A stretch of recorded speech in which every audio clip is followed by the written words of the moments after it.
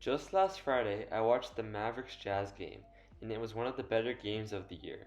One thing that caught my eye was the pick and roll battle between the two teams, especially in the fourth quarter.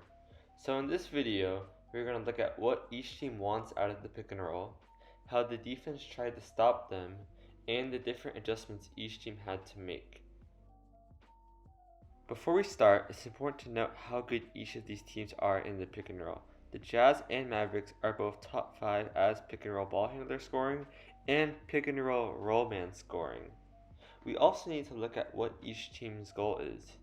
Utah really wants to get their elite 3-point shooters shooting off screens.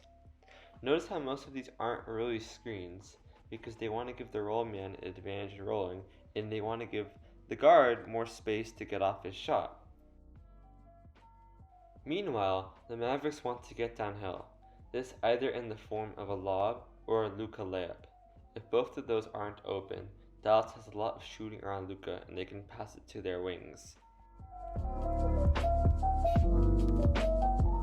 Right out of the gate, we see Utah do what they want. Conley gets a double drag and is able to come off that screen and shoot the open three, which is exactly what they want. We see that Jordan Clarkson gets the switch and is able to hunt for his jump shot. But we see that Dallas has an immediate counter. They're going to hedge the ball screen to stop the ball, and they're basically going to allow Gobert to catch it and make a decision as the ball handler.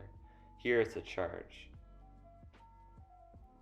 We see this again, that they're basically letting Gobert catch the ball, and Clarkson doesn't even want to pass it to him this time, and he forces the tough layup.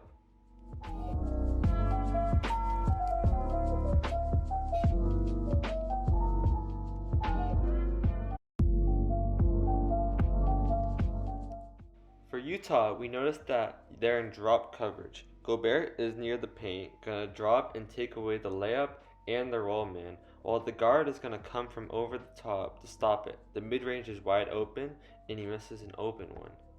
However, we see that Dallas is able to expose Utah's drop coverage.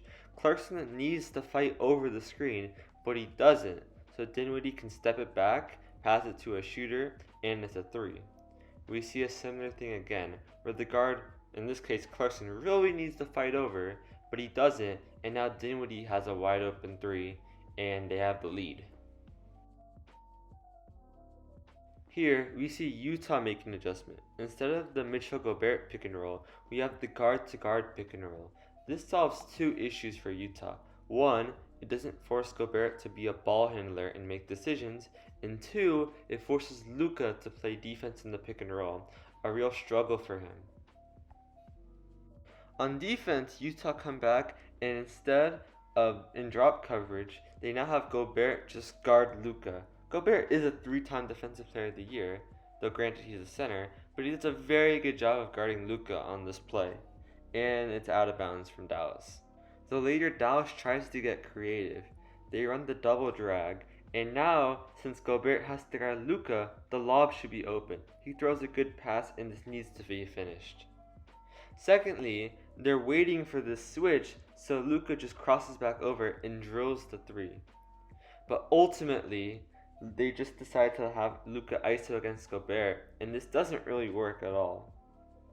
Multiple times, Gobert plays extraordinary defense on Luka, and they really can't score. Here we see the guard-to-guard pick and roll from earlier. This is good ball movement. Luka is telling Kleber to go to the corner, but he doesn't. This becomes a wide open 3 that the Jazz drill and take the 3-point lead. Ultimately, the Mavs had no more answers, and the Jazz end up winning this thriller. So, I thank you guys for watching. If you want to see more of these single game analyses, more should be coming on the way. If you haven't already, please like and subscribe. And I hope you have a good day.